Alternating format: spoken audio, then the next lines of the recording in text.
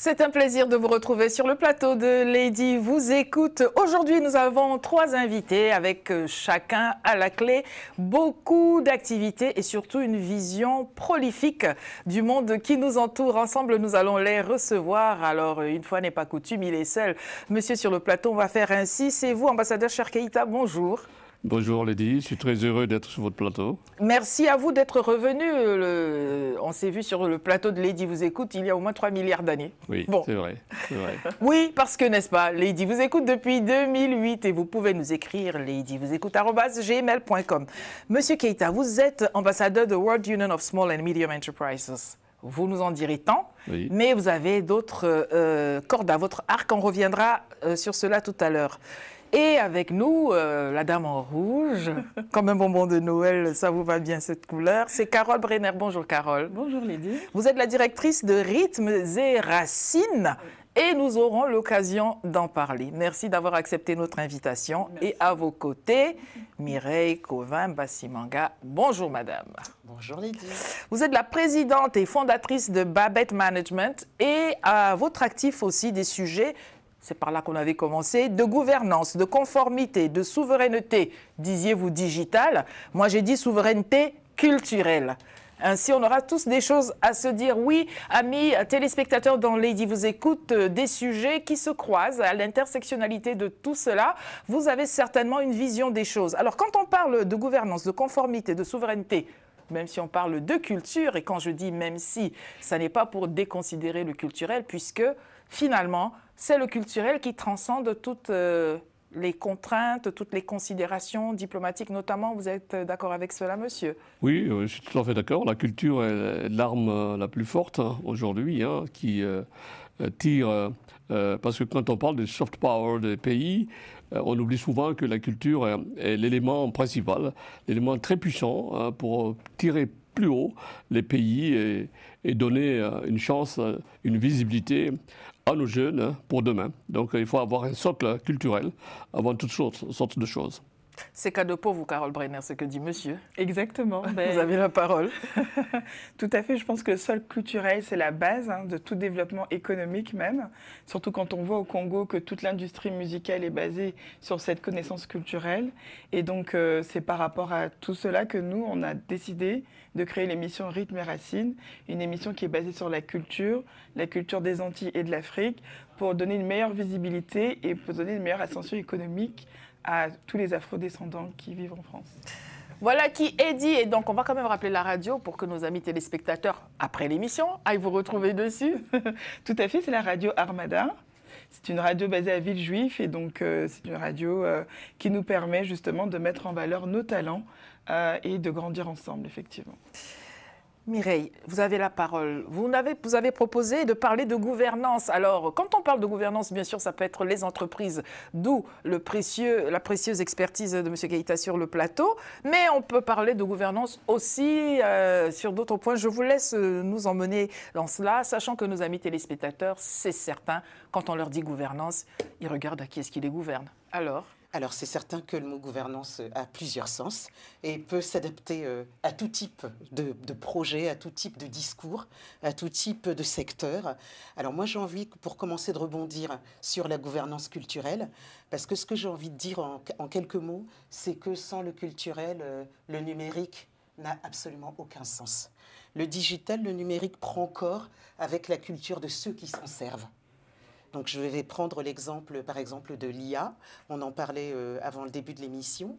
On voit qu'il y a des biais quand on utilise des chats GPT, pour ne pas les citer, des Mistral ou autres, parce que les personnes qui sont derrière, qui ont entraîné ces intelligences artificielles, ce sont des personnes comme monsieur l'ambassadeur, comme vous, comme ma voisine. Et comme ceux qui nous regardent. Et comme ceux qui nous regardent et qui transportent dans leurs actes au quotidien, en particulier comme dans le professionnel, ce qu'ils sont, c'est-à-dire leur culture. Et pour revenir directement sur votre question sur la gouvernance, j'allais dire que la gouvernance, est-ce qu'au départ on ne se gouverne pas déjà soi-même? La gouvernance commence déjà par soi-même avant de regarder ceux qui nous gouvernent. Entre parenthèses, c'est nous qui les choisissons quelque part, même si on ne les choisit pas. Qui se mal gouverne mérite le gouvernant qu'il a. Oui, ambassadeur Charles Keïta, vous avez la gouvernance, parole. c'est très large. Vous savez, la gouvernance, on ne peut pas parler de gouvernance sans parler de souveraineté, parce que c'est l'autoroute qui mène tout à fait à la souveraineté. La gouvernance est pluridimensionnelle, puisque quand on voit aujourd'hui l'arrivée de la révolution digitale nous amener assez de bien, mais ça nous amène aussi assez de quiproquos et beaucoup de problématiques dans nos vies. Vous savez, lorsque la révolution digitale est arrivée, j'ai constaté qu'en Afrique, il y a beaucoup d'États qui sont proches et qui ne travaillent pas ensemble et qui ont chacun leur politique de la gouvernance, de la régulation, de leur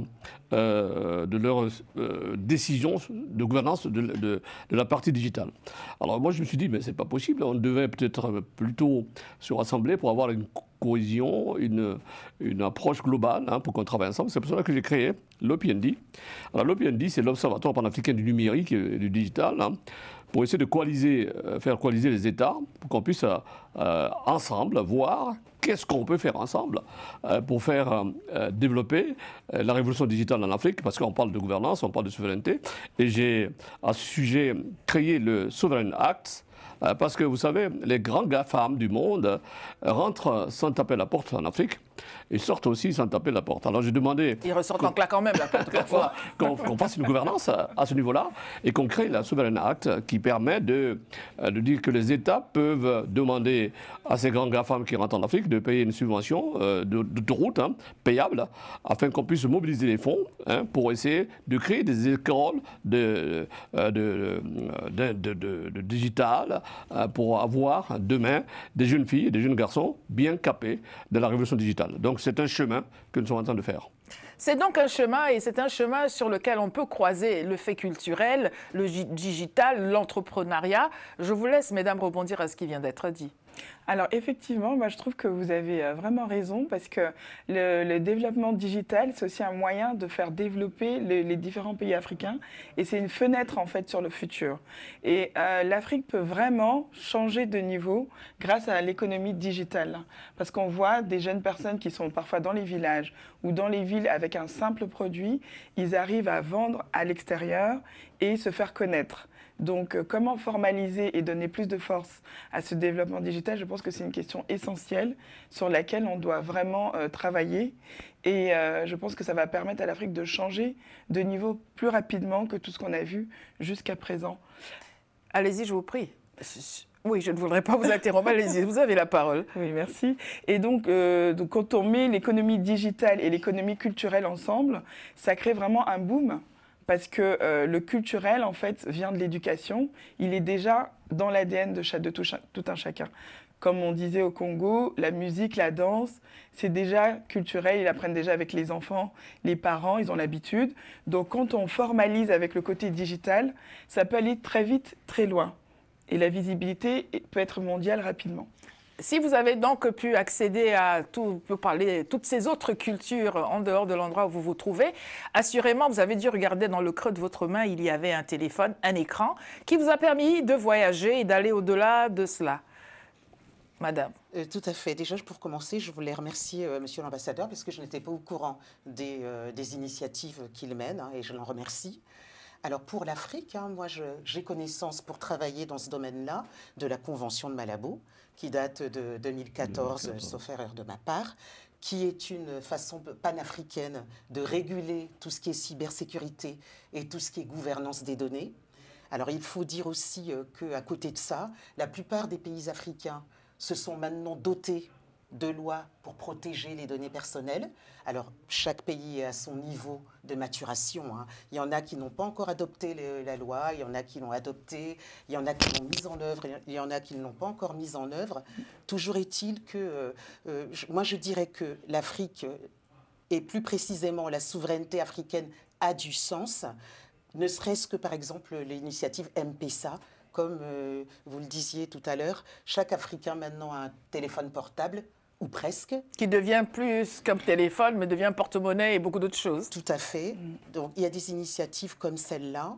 Il y a des initiatives comme des data centers. Et il y a une société, pour ne pas la nommer, qui est par exemple une société camerounaise à la base, et qui maintenant s'implante un peu partout en Afrique. Alors, si vous avez nommé M-Pesa, pourquoi vous ne nommeriez pas les autres? ST Digital. Juste pour que je comprenne. Hein. ST Digital. La gouvernance de madame est subjective. Non, oui, mais c'est une réalité. Vous savez, plusieurs téléspectateurs et plusieurs citoyens ne savent pas que la plus grande société française qui s'appelle Orange, excusez-moi. Bon, ça y est, c'est sorti, c'est dans le cosmos. La publicité gagne beaucoup plus d'argent aujourd'hui en Afrique qu'en France. Tout à fait. Et grâce à une révolution qui est née en Afrique, que vous avez citée, c'est M-Pesa, qui permet aujourd'hui, le mobile banking money est devenu l'as des grandes entreprises pour gagner dans la finance globale aujourd'hui. Alors, la problématique de la gouvernance, elle est pluridimensionnelle. Vous savez, nous avons des États aujourd'hui en Afrique qui ont des data centers, pas chez eux, mais chez les autres. Alors, si vous parlez de gouvernance, si vous parlez de souveraineté, si vous avez vos data centers qui ne sont pas dans votre pays et qui sont logés à l'étranger, ben, il est très difficile de parler de souveraineté à ce niveau-là. Donc, nous travaillons dans une certaine réflexion à ce niveau-là pour que nous puissions faire revenir ces data centers en Afrique, parce que c'est quelque chose qu'on dénonce.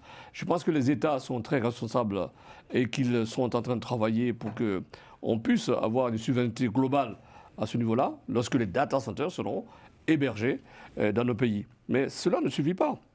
Et il faudrait que les États avancent sur ce qu'on appelle le Free Access Internet. Parce que si vous étudiez ce que nous avons fait dans notre rapport sur l'OPND, si vous étudiez, vous vous soignez, un État doit être capable de vous donner la possibilité d'accéder à Internet free. Mais alors, si vous vendez, c'est autre chose. Vous devez tout à fait payer. Mais si vous devez vous former ou bien vous soigner, l'État doit absolument migrer dans ce sens pour avoir une décision globale pour tous les Africains pour se connecter free. Vous l'avez compris, donc d'où que vous soyez ou d'où vous nous regardez, ce sont des sujets qui sont certainement, qui vous interrogent, qui se posent et s'imposent à votre quotidien. Et nous voulons prendre le pari de la culture pour transcender toutes ces exigences, ou plutôt toutes ces contraintes, et réconcilier finalement tout le monde avec la vie, quand bien même tout ce qui manque n'est pas encore au rendez-vous? Tout à fait. Alors, ce n'est pas toujours évident. Je pense que comme on a ces contraintes-là, comme il a expliqué tout à l'heure, en fait, ça freine l'évolution économique qu'il pourrait y avoir. Parce que comme on sait, dans certains pays en Afrique, les connexions sont payantes, il y a des coupures d'électricité, etc., etc. Le réseau est lent. Le réseau est lent. Bon, quand il fonctionne. Quand il fonctionne, exactement. Où il y a plusieurs contraintes qu'on ne trouve pas en Occident, qu'on ne trouve pas aux États-Unis. Et en fait, ça empêche la fluidification des échanges économiques. Et ça, je pense que c'est quelque chose sur lequel on doit vraiment travailler, parce que quand ces communications deviennent gratuites, comme il a expliqué tout à l'heure, que deviennent les opérateurs? Non, c'est-à-dire je ne demande pas toutes les communications gratuites. C'est au niveau des connectivités, de health, de la santé, si vous vous soignez, vous devez, parce qu'on est en train de migrer sur des possibilités de consultation de health. En visioconférence, à distance. À distance. C'est ça. Alors, si c'est le cas, le gouvernement doit réguler pour que les gens qui sont malades puissent accéder à Internet free pour se soigner. Alors, si vous vous formez aussi, la formation est globale, elle est utile pour un pays, parce qu'il faut former les cadres de demain. Ben, si vous ne faites pas de poids pour essayer de donner la possibilité aux gens pour se former, ce n'est pas possible. Alors, culturellement, globalement, ce que vous dites, c'est bien. Notre culture, nos couleurs sont copiées aujourd'hui. Nos saveurs sont copiées. Nos folklores et nos danses sont copiées. Donc, il faut quand même un travail global pour qu'on puisse rehausser. Parce que ce n'est même pas parler de la culture, il faut parler des industries culturelles et globales, et des industries de la créativité. Et l'Afrique doit être capable de protéger son dû, et ce qui ressort même du tremplin africain. Parce que quand vous allez aujourd'hui en Afrique, ce qui se passe, nous sommes en train d'être colonisés. Parce que si vous regardez les télévisions africaines aujourd'hui, quand je vais souvent en Afrique, je demande à regarder les télévisions locales. Voilà. Oui, oui. Alors quand vous voyez les diffusions, moi je me dis, si on ne fait pas attention, on va être colonisé.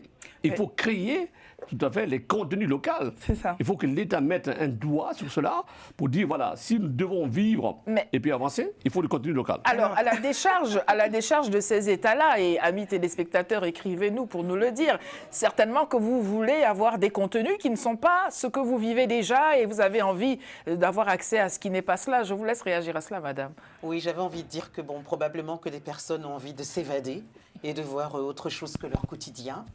Mais j'ai quand même envie de revenir sur la souveraineté numérique en Afrique pour dire qu'il y a effectivement du travail. Il y a énormément de travail, mais des data centers existent déjà et sont fonctionnels. Il y en a très très peu. Voilà, mais je ne citerai pas les pays. Donc ça, c'est une chose. Et ce que j'ai également envie de dire, c'est que la donnée africaine, aujourd'hui, c'est comme le pétrole. Pardonnez-moi ce parallèle. Est-ce qu'on va accepter, puisque 80% du trafic des données africaines, c'est dans des data centers étrangers, alors est-ce qu'on va accepter que la donnée africaine, c'est-à-dire la matière première, soit exploitée et valorisée à l'étranger? C'est la question, me semble-t-il, très humblement, que chaque Africain doit se poser. L'Afrique ne s'enrichit pas avec les données. L'Afrique crée des données. Avec quoi s'enrichit-elle précisément, d'ailleurs? L'Afrique crée les données. C'est ça. Et les autres s'enrichissent avec des données. C'est ça. Avec quoi l'Afrique s'enrichit-elle? L'Afrique s'enrichit aujourd'hui de ce qu'elle vend culturellement, parce que la culture, elle est globale. Et puis, elle s'enrichit de tout à fait des réserves minérales et autres. D'ailleurs, un sujet global. J'ai été invité sur une télévision où nous avons parlé des mines. Moi, je dis à tous les pays africains, depuis que nous avons une indépendance, nous vendons en brut nos matières premières. Il faut changer le système. Il faut renégocier avec tous nos partenaires qui sont en Afrique pour essayer de créer des usines de transformation sur place. Il faut arrêter aujourd'hui ou demain la vente de nos matières premières. L'Afrique a-t-elle les moyens de sa politique? Parce que quand vous dites, vous parlez de transformation, hein, mesdames, vous pouvez réagir, bien évidemment. Il faut à la clé il faut négocier. Je voudrais d'abord revenir sur ce que vous avez dit avant. Allez-y, madame. Le problème déjà en Afrique, c'est que tout ce qui est propriété intellectuelle n'est pas mis en valeur. Tout ce qui n'est pas matériel, qu'on ne saisit pas, c'est pas mis en valeur. Donc, quand les gens créent des danses, quand ils créent des musiques, quand ils créent des choses, ce n'est pas protégé. Donc, forcément, les autres se servent. Si vous avez une casserole avec plein de choses intéressantes, les autres vont venir se servir. Et il n'y a pas de socle, il n'y a pas de fermeture. Il faut travailler sur la protection des données intellectuelles. D'abord, mettre en valeur ce qu'est une propriété intellectuelle et la protéger, comme souvent ils le font au Cameroun aussi. Et tant qu'on n'aura pas fait ça, les autres vont piocher, comme Shakira en Amérique latine qui avait chanté pour la Cannes, Waka Waka Eh ben c'est une chanson qui a été faite par Papa Guido, qui est un chanteur-musicien camerounais. Alors j'imagine ça n'avait pas été protégé en amont, donc elle a pu le copier. Et finalement, elle en a fait un succès mondial. Oui. Et quand on parle de cette chanson, à la clé un storytelling, la Camerounaise que je suis ne réagit même pas. Alors, tout de même, je voudrais que l'on parle d'un point, parce que quelque part, quand même, on pourrait s'interroger. D'un côté, on dit qu'il y a cet enfermement, ce repli sur soi malgré soi. Et on voit qu'au travers du fait culturel, vous l'avez dit, la casserole est ouverte, tout le monde peut se servir. Oui. Est-ce que c'est un mal pour un bien? Faut-il s'en plaindre? Parce que si cela s'exporte sans qu'il y ait forcément une démarche volontariste, peut-être qu'on devrait se trouver heureux. Amis téléspectateurs, Monsieur Keïta ici nous disait, il ne faut pas mettre tous vos œufs dans le panier d'autrui, parce que sinon, c'est pas vous qui allez manger l'omelette. Je vous laisse réagir, madame. Alors moi, ça me fait penser à ce qu'on appelle la conformité. Quelque part, alors je ne dis pas qu'on tourne autour du pot. On a vraiment raison de parler de souveraineté culturelle, on a raison de parler de diplomatie, on a raison de vouloir éveiller nos propres consciences, avant d'ailleurs d'éveiller celle des autres. Oui. Mais est-ce que ce ne serait pas aussi une question tout simplement de souveraineté de gouvernance? Parce que quelque part, pardonnez-moi, je vais essayer de... Allez-y, mettez les pieds dans le plat. Parce que quelque part, si on peut venir, entre guillemets, je force le trait, se servir en Afrique, c'est peut-être que les portes, elles sont ouvertes.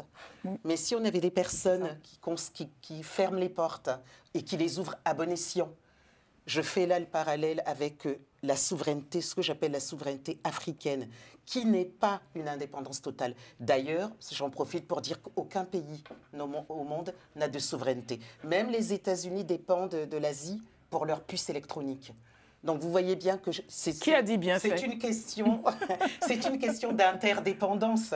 C'est une question d'interdépendance. C'est du vivre ensemble à l'international. Voilà, c'est une question d'interdépendance et c'est une question de qu'est-ce qu'on négocie.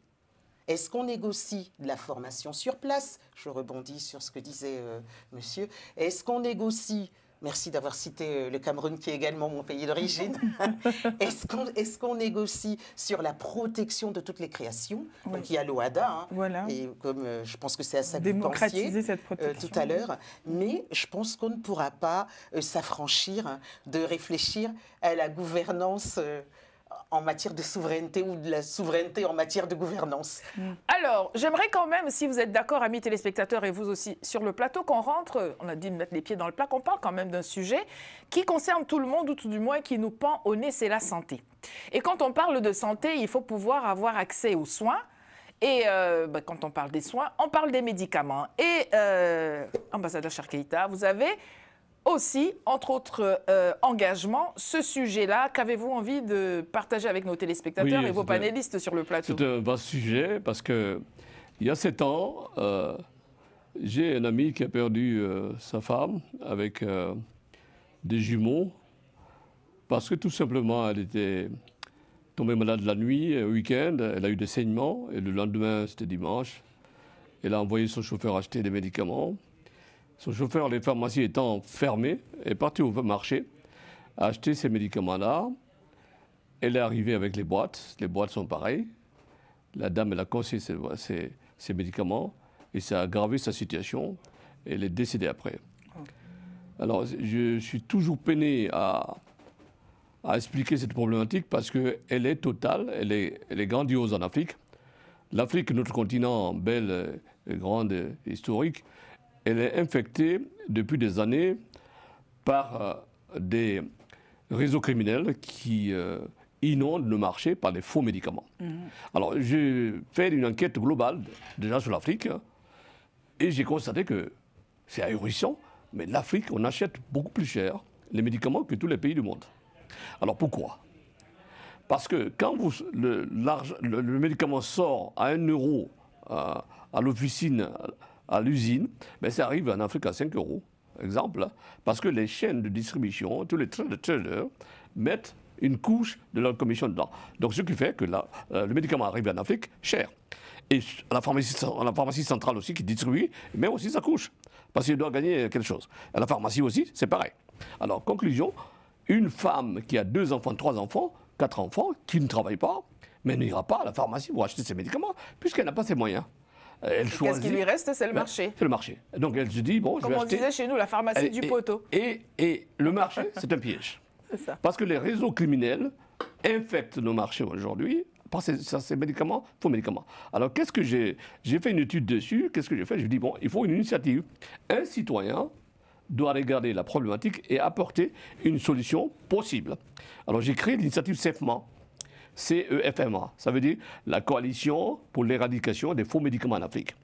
Donc l'idée c'est quoi? L'idée c'est négocier avec tous les grandes entreprises du monde qui fabriquent ces médicaments pour dire voilà, pour retrouver votre part de marché perdue par les faux médicaments, nous allons travailler ensemble pour générer l'initiative CEFMA qui consiste à signer des accords avec les États pour mettre en Afrique des usines d'assemblage. Je dis bien des usines d'assemblage.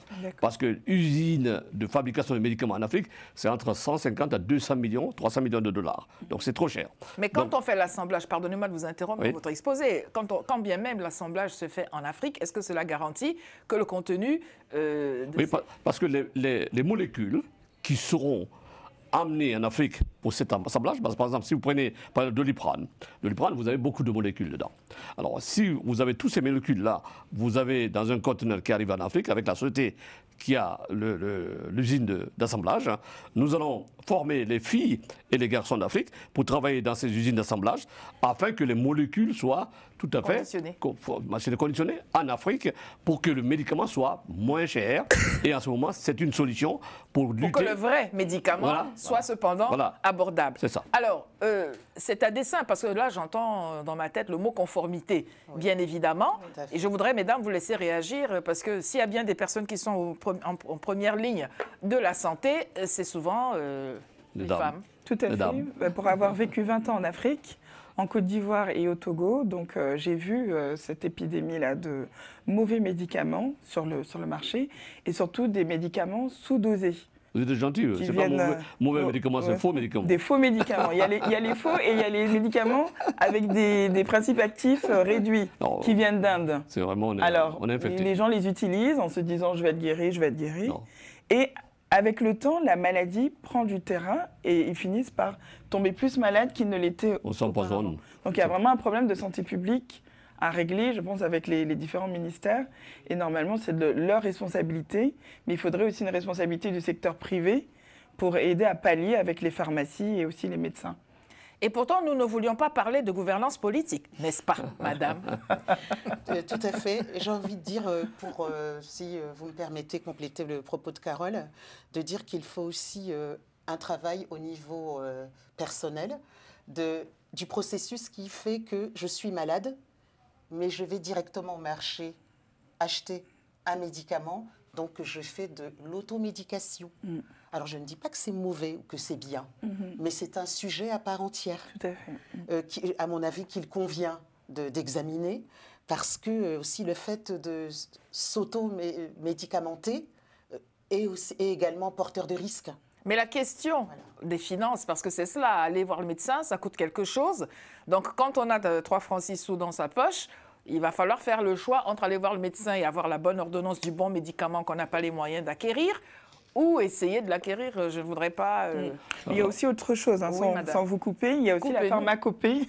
Oui, la traditionnelle. La tradition, et donc avec les plantes, beaucoup de personnes dans les zones rurales ou même dans les villes se soignent avec des plantes. Donc ils vont voir pas des praticiens, mais des herboristes qui ont vraiment différents types de plantes, qui vous soignent aussi, puisqu'on sait que les médicaments sont faits à partir des molécules des plantes. Mais sait-on si dans le cas de la pharmacopée, il n'y a pas de charlatan, pour parler clairement, parce que un peu de poudre de perlimpinpin dans un liquide un peu douteux, il ne faut jamais que ce soit clair, parce qu'on n'a pas l'impression que c'est actif. Non mais sérieusement, alors que faut-il faire? À quel sein faut-il se vouer? Il y a des charlatans partout, mais je voulais rebondir à ce que madame disait sur l'automédication. Nous allons compléter notre démarche pour l'initiative SEFMA, pour la mise en place d'un outil d'aide à la décision, qui sera une plateforme qui sera sur le téléphone de tout un Africain. C'est-à-dire quand vous achetez votre médicament, nous sommes en train de recueillir des informations, des données actuellement, que vous puissiez scanner la boîte et tout de suite, le téléphone, vous avez une information qui vous dit si vous prenez ce médicament, vous avez les risques de vous intoxiquer ou de mourir après ça. Donc nous sommes en train de faire cette information, ça sera un outil de décision qui va être une alerte sur le téléphone de chaque des gens qui vont au marché pour acheter des médicaments. Tout ça, ça donnera le bon sens aux gens pour qu'ils puissent éviter d'acheter ces médicaments au marché. Mais c'est une solution, oui, mais la solution, c'est la prise en compte de cette problématique par les États. Parce que les médicaments ne tombent pas du ciel. Les faux médicaments, ça ne tombe pas du ciel. Et ça ne pousse pas en Afrique. C'est quelqu'un qui le met dans le bateau. Et qui les fait rentrer. Mais c'est quelqu'un qui achète et qui donne l'autorisation. Alors, petite pause dans les vous écoute à mi-parcours de cette émission. Je voudrais vous emmener, on dit que la musique adoucit les mœurs, dans notre page agenda. Le 11 novembre 2025 se tient la 22e édition du Gospel Festival de Paris au Cinéma Rex. On va regarder la bande-annonce en images, ça devrait vous réconcilier avec la vie. Voilà, on regarde ceci ensemble, à tout de suite.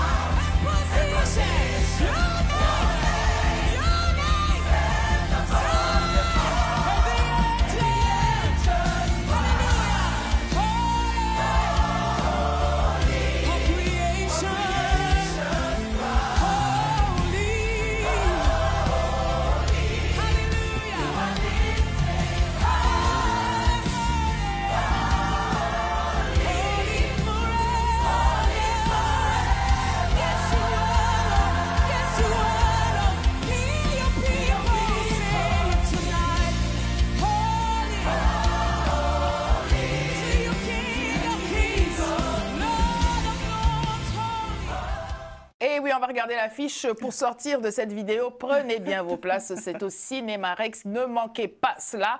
Vous n'avez pas, d'où que vous soyez, peut-être la possibilité de contourner les histoires de conformité, de gouvernance, de malgouvernance avec les médicaments. Monsieur disait que les médicaments ne tombent pas du ciel. Ce qui tombe du ciel, vous le savez, c'est l'onction que Dieu envoie. Rendez-vous au Gospel Festival de Paris. Alors, nous revenons à notre sujet. Mesdames, je disais tout à l'heure, nous ne voulions pas pourtant parler de gouvernance politique.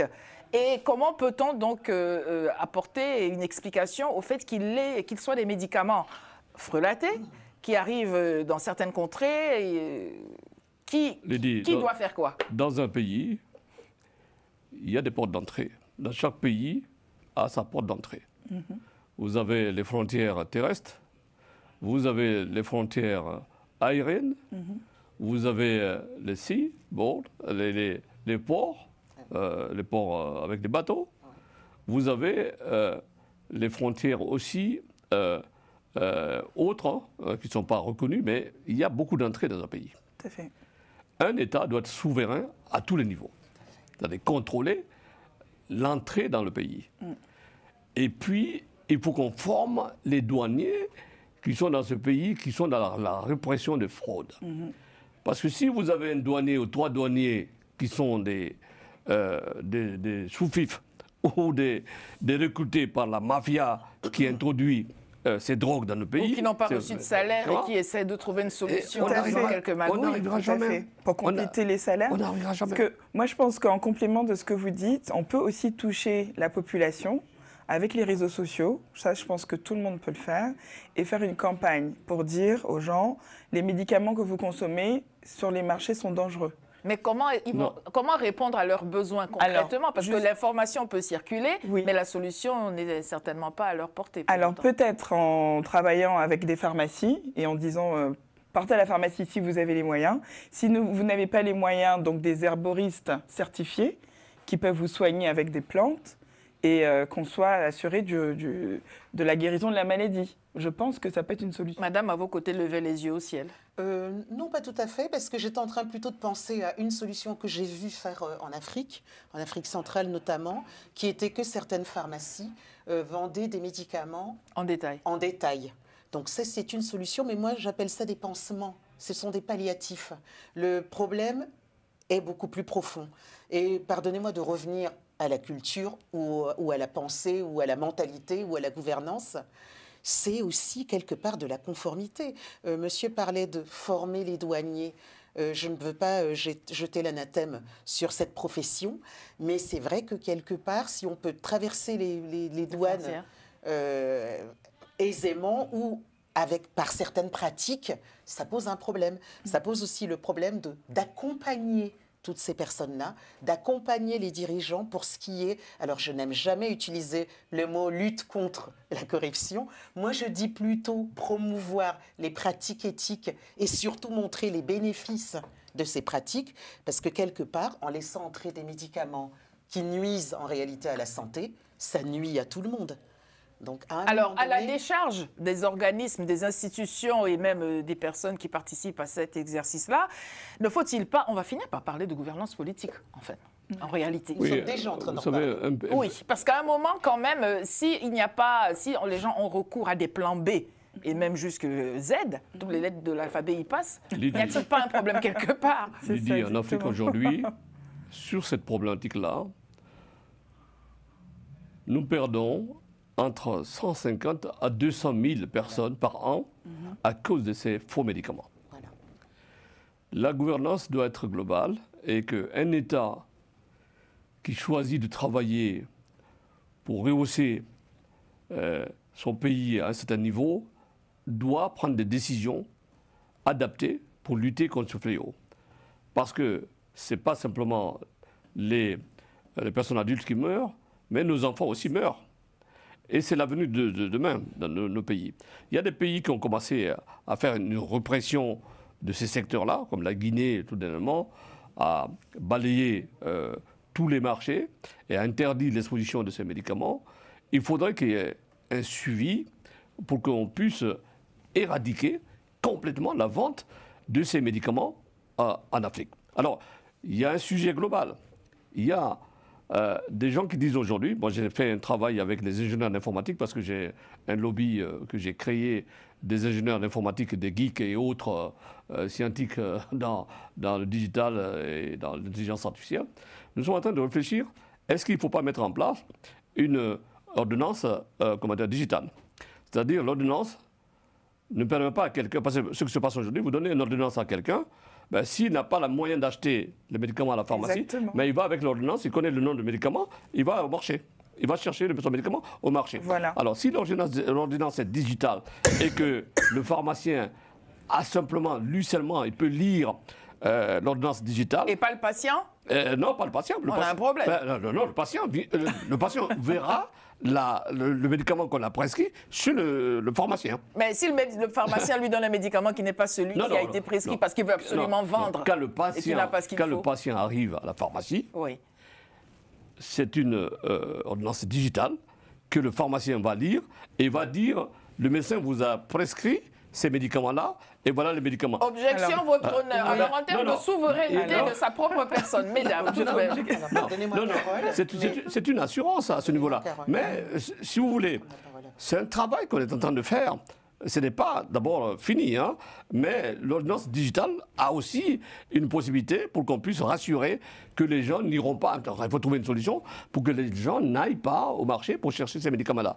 Écrivez-nous, Lady vous écoute, @gmail.com. Si vous êtes d'accord, pour que votre ordonnance ne soit connue que du médecin et du pharmacien et que vous soyez le dindon de la farce. Mesdames, je vous laisse répondre à ça. Alors, je laisse d'abord la parole et ensuite je vais compléter ce que vous avez dit, mais on reviendra. Gentiment me laisse répondre. Alors, je vais répondre tout simplement en termes de conformité et conformité aux lois africaines. Donc, comme je disais tout à l'heure, la plupart des pays africains se sont dotés de lois pour protéger les données personnelles de leurs citoyens. Donc, théoriquement, la délivrance d'une ordonnance, en plus c'est une donnée sensible, c'est une donnée de santé qui appartient d'abord au patient. Alors je crains, je n'ai pas les éléments de ces travaux qui sont menés, c'est des travaux. Mais il faut tenir compte des lois africaines de protection des données. Et ces lois existent, elles sont probantes. Il y a même des sanctions qui sont données dans des pays africains. C'est pour ça que je disais que ça a une vraie consistance. Et c'est à la portée de tout un chacun, des entrepreneurs. Il ne faut pas croire que c'est juste quelque chose d'extraordinaire, une grosse machinerie qu'on ne peut pas mettre en œuvre. Pas du tout. C'est tout à fait probant. Carole Brenner là-dessus. Alors, moi, je reviens encore sur ce que je disais tout à l'heure. Je vais vraiment développer le pourquoi. Parce qu'en Inde et en Chine, ils développent une pharmacopée traditionnelle. Donc, ils ont vraiment toute une bibliothèque depuis des siècles qui fonctionne et qui marche très bien et qui coûte surtout moins cher. Moi, j'ai fait plusieurs villages au Bénin, au Togo, même en Côte d'Ivoire. Les gens se soignent avec des plantes et c'est une connaissance ancestrale. Donc, ça m'a amené moi-même à arriver sur ce domaine et je vais le développer un petit peu. Donc, quand j'étais au Togo dans les années 2010, j'avais une dame qui travaillait chez moi et qui souffrait de fibromes. Elle m'avait demandé donc de la soutenir, aller à l'hôpital et les frais étaient exorbitants. Et comme je connaissais le pouvoir de l'argile verte qui se vend en pharmacie, mais qu'on trouve dans les carrières en Afrique et en Europe, je lui ai donné donc de l'argile verte pour qu'elle soigne son fibrome, puisqu'elle avait des écoulements et des douleurs. Mais quand je lui ai donné ça, elle m'a regardé comme si je minimisais son mal. Ah oui. Mais dans les 2-3 mois qui ont suivi, j'étais harcelée. Elle me redemandait et finalement ça a absorbé. Donc on doit valoriser la connaissance ancestrale, parce que les gens n'ont pas les moyens. Et l'encadrer.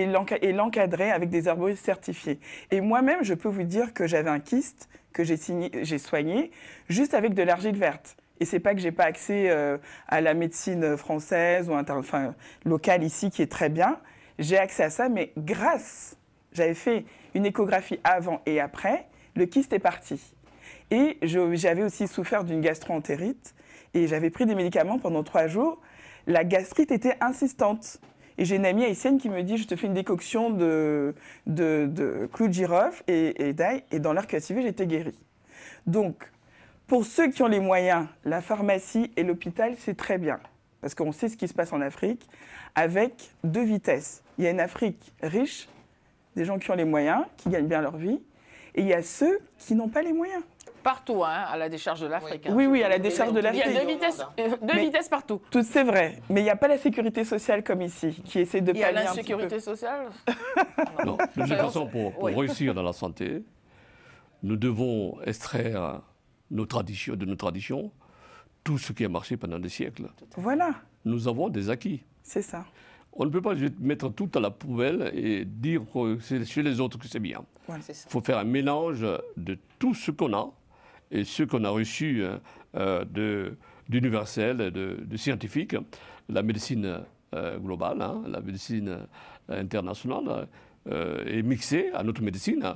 Il y a des soignants, moi je connais des soigneurs qui sont aujourd'hui reconnus de la pharmacopée en Afrique et qui sont des très bons tradis Voilà, praticiens. Qui sont bien. exactement. Les États doivent relever le défi de porter tous ces tradis praticiens à une table où on peut C'est ça. se soit reconnus Exactement. et les certifier Merci. pour qu'on puisse prendre en compte tout ce que nous avons. Parce que je disais dans une conférence que les gens pensent souvent que finalement l'Afrique elle est pauvre, elle est toujours en retard. C'est pas vrai. Il y a quelques siècles, nos empires étaient plus en avance que les empires européens.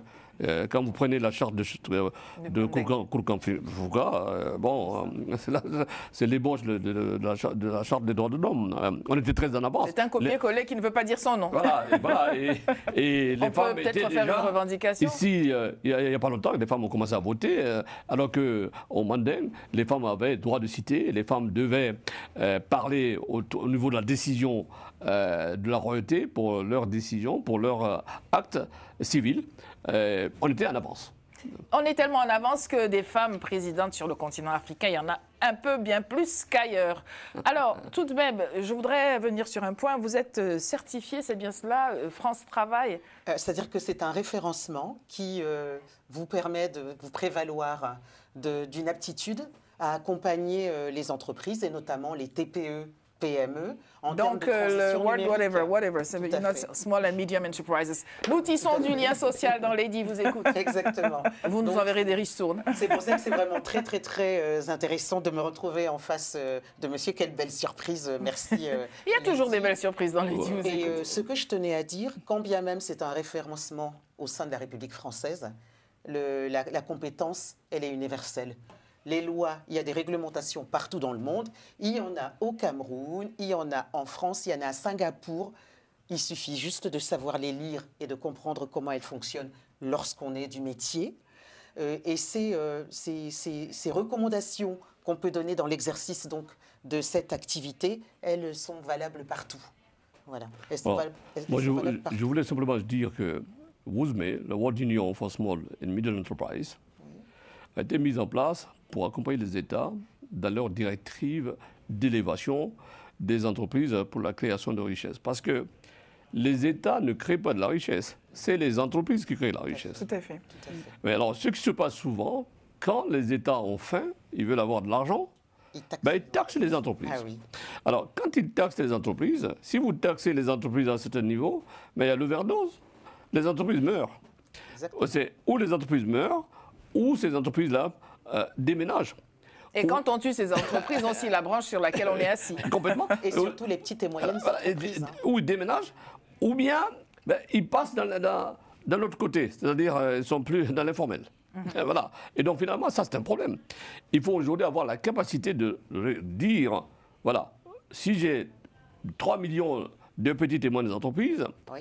je dois travailler pour avoir 20 millions de petites et moyennes entreprises dans mon pays. Parce que c'est ce qui crée la richesse. Mais la question n'est-elle pas pourquoi l'État va-t-il puiser dans le porte-monnaie des entreprises? C'est normal, c'est des taxes. Parce que Oui, si vous avez une bonne gouvernance, c'est normal que l'entreprise... Mais n'y a-t-il pas de limite? Parce que c'est Non. l'exagération Il y a qui fait limite. qui pose problème. Le problème, c'est la C'était limite. là ma question. Non, Pourquoi, le problème, pourquoi l'État est-il c'est la gourmand? limite, Pourquoi c'est la les limite. États sont-ils gourmands? Mais parce que c'est la solution idéale. Mais regardez, nous sommes dans un pays, la France, toujours, il y a des taxes qui augmentent. Et on est tout en train de pomper sur les entreprises. Alors, il y a l'overdose, après, les entreprises meurent. Donc aujourd'hui, il faut conseiller les États à ce que finalement, il y a une limite de la taxation pour que l'État soit reconverti en État qui donne, dans sa gouvernance, qui donne la priorité aux entreprises pour multiplier la vie et la pérennité des entreprises dans chaque pays. Si vous avez 10 millions d'entreprises, travaillez pour avoir 20 millions.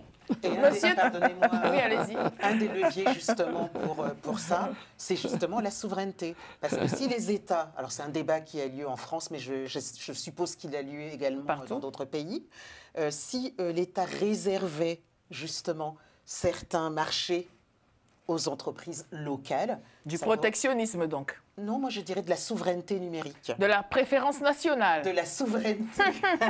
Oui, vous ne m'embarquerez pas très bien. sur ce chemin. C'est ce que vous dites, c'est bien. Parce que finalement, vous savez, lorsque les PPP sont arrivés, les partenariats publics-privés. Oui, c'est ça. Alors, moi, j'ai pratiqué les PPP avec le COM. On est à la combienième de com, là, parce que... Comme France. Ça donne le vertige. Hein. Alors, tous les chiffres vont y passer. C'est une entreprise qui est en France et qui aide les entreprises françaises à faire des IDE, des investissements directs étrangers en Afrique, dans le cas des PPP. Mais arrivé à ce moment, avec le constat, j'avais remarqué que c'est les grandes entreprises qui viennent soumettre leurs connaissances et qui gagnent les marchés en Afrique pour les PPP. Alors je me dis, mais si on ne régule pas, en Europe aussi. Les entreprises locales vont être tout à fait complètement exemptes de projets. Donc les États doivent réguler à ça. Il faut créer une partie de réserve PPP qui est destinée aux entreprises locales et une partie de réserve PPP qui est destinée aux entreprises étrangères. Sinon, on n'arrivera pas. C'est donc celui qui tient le sifflet qui doit pouvoir donner une direction au résultat du match. J'avais envie de dire, si vous permettez que je complète le propos, je vous prie. Que ce n'est pas forcément une règle tout n'est pas une science exacte. Voilà, c'est pas une science exacte. En revanche, il y a certains domaines, certaines activités qui pourraient être réservées, des activités régaliennes par exemple, qui pourraient être réservées dans tous les pays au monde aux sociétés locales. Quand on voit... Alors, pour autant que les sociétés locales peuvent apporter la réponse et absorber la demande. Les sociétés sont très dynamiques. Les PME, les TPE-PME sont très très dynamiques. Je m'avancerai même en disant que même en Afrique, les TPE, malheureusement, elles sont souvent informelles, mais elles sont extrêmement dynamiques. Et je pense vraiment que si elles avaient un cadre, alors un cadre de gouvernance, un cadre aussi bien économique, en termes de logistique, en termes de réglementation appropriée, elles pourraient trouver leur chemin. Et je pense qu'il y a de la place pour tout le monde. Il y a de la place pour les très très grandes entreprises, il y a de la place pour les TPE, il y a de la place pour les TTPE, les toutes petites entreprises, il y a de la place pour tout le monde, pour autant que les procédures... Sans oublier les auto-entrepreneurs. Sans oublier les auto-entrepreneurs, pour autant que les règles soient claires, pour autant qu'il y ait un semblant de gouvernance équilibrée. Alors, à vos côtés, madame, on parle d'entrepreneuriat, je ne voudrais pas vous mettre dans quelques cases que ce soit de ce qu'elle a énoncé. Avec, en image, on va le voir, ces photos-là. Vous êtes à la fois donc à la radio, mais il y a je vous laisse le présenter, on a quelques images, voilà. Et je voudrais vous rappeler, avant que je ne risque de l'oublier, qu'à la réalisation de Lady Vous Écoute, c'est Moustapha Kanté, que je remercie d'être toujours sur la pointe de ce que nous voulons vous montrer et de vous donner à voir les meilleures des images de nos jolis visages, n'est-ce pas? Alors voilà que vous avez un agenda Afro-Chic Lounge. Est-ce que c'est passé? Est-ce que c'est à venir? Alors, c'est actuel. C'est actuel. Voilà, donc comme vous l'aviez annoncé au début de l'émission, donc je gère l'émission Rythme et Racines, une émission qui fait le pont entre l'Afrique et les Antilles et l'ensemble des diasporas dans le monde. Et grâce à cette émission, nous avons eu accès à ce superbe espace dans Paris, dans le 11e, qui est le restaurant Le Collonge, que nous exploitons non seulement comme un restaurant de cuisine afro-antillaise, mais aussi comme un espace culturel d'échange, de partage, de connaissance de l'autre. Et quand on mange, on peut boire. Hein. Je vois bien que... Ah oui, effectivement. Vous avez des images aussi. On a, voilà, comme vous voyez au bar, mon associé, donc David Kouma. Que nous avons reçu dans Lady vous écoute pour un tout autre sujet. Donc, restaurant, à boire et à manger. On dit que l'appétit vient en mangeant et la soif s'en va en buvant, avec modération. Et là, c'est vous sur le plateau de la radio. Exactement. Donc, c'est moi sur le plateau de la radio de Rythme Racine Noël dernier. Donc, en fait, on fait une fusion de communautés. On a une Algérienne, un Français. Et c'est vraiment l'amitié des cultures et que je pense qu'on travaille mieux ensemble quand on se connaît mieux. Donc, c'est vraiment notre défi. Voilà, amis téléspectateurs, retenez que vous êtes chacun ambassadeur, ambassadrice de votre culture parce qu'au moins, il n'y a pas une gouvernance ou une malgouvernance ou qui que ce soit qui vous fasse injonction de ne pas porter ou de ne pas apporter ce que vous portez et faites-le néanmoins. C'est déjà le début de l'entrepreneuriat, je pense, ne pas avoir dit quelque chose qui soit erroné. Vous faites de l'accompagnement. Qu'avez-vous envie de dire à ceux qui nous regardent, qui veulent s'engager dans l'entrepreneuriat, qui le sont déjà ou alors aux plus grosses structures? Alors, ce que j'ai envie de leur dire, c'est très simple. Hein. Je me permets de leur dire ça, forte de mon expérience. C'est qu'en premier, qu'ils structurent une gouvernance claire, simple. Elle n'a pas besoin d'être très compliquée, mais c'est la fondation. Il faut vraiment qu'il y ait une gouvernance solide pour faire une entreprise. Ensuite, moi, je dirais, on vit tous dans un environnement qui est réglementé. Dans tous les pays au monde, il y a des réglementations. Donc, il faut savoir, par exemple, Carole, elle est dans le domaine de la culture, entre autres, elle a des réglementations dans cette culture. Quand elle diffuse des musiques dans ses événements, il y a des droits à verser aux auteurs, en passant par la SACEM, par exemple, c'est juste un exemple. Donc, il faut se faire accompagner pour être conforme aux réglementations de son secteur. Tout à fait. Ça évite des ennuis et des pépins plus tard. Ce qui laisse entendre qu'il faut savoir ce qu'on ne sait pas pour chercher à se faire accompagner. Je voudrais vous laisser aller vers votre mot de la fin, Carole. En dehors de ceux que vous avez déjà présentés, qu'est-ce que vous avez envie de dire à ceux qui nous regardent? Alors, ce que j'ai envie de dire, c'est que vraiment, on a de belles choses à partager par rapport à tout ce qui est culturel et que nous devons mettre la culture en avant pour faire booster l'économie de tout ce que nous entreprenons. Le mot de la fin, c'est pour vous, M. Keïta. Écoutez, il y a des agendas pour l'Afrique en France. D'abord, je voulais dire que tous les Africains de France doivent savoir qu'il y a une maison de l'Afrique en France et que cette maison d'Afrique présente beaucoup d'opportunités et de sujets pour les Africains de France. Il y a un deuxième événement qui va arriver en janvier, qui sera la journée mondiale de la culture africaine et des afro-descendants. Vous savez, nous avons un ami, un frère, qui a mené ce combat-là avec nous. Moi, je suis membre du board de cette organisation, qui est aujourd'hui reconnue pour l'UNESCO et reconnue aux Nations Unies. Donc, le 24 janvier de chaque année, c'est la journée internationale de la culture africaine et des afro-descendants. Donc, c'est une occasion de nous retrouver et faire la fête ensemble. Mais soyons alertes, puisque c'est dans la communauté, c'est en faisant une ouverture globale ensemble que nous pouvons aller plus loin. On salue donc John Haïté Dossavi à l'initiative de cette journée mondiale de la culture africaine. Et nous allons finir dans Lady vous écoute en vous montrant notre autre vidéo du Gospel Festival de Paris. On l'a compris, au moins la culture, le fait culturel va nous servir de raccourci là où les gouvernances, les conformités, autre chose nous empêchent d'exister en rond. Nous vous recommandons donc le Gospel Festival de Paris. C'est au cinéma Rex et la culture gospel is the one. On regarde ceci pour finir. Le mardi 11 novembre, rendez-vous au Grand Rex pour le Gospel Festival de Paris 2025. Retrouvez Tamela Mann, l'une des plus grandes voix du gospel américain. Retrouvez aussi la Total Praise Mass Choir, l'une des plus grandes chorales de gospel en France. Bien plus qu'une chorale, ces 150 choristes transcendent les limites de la musique gospel. Réservez vos places dès maintenant.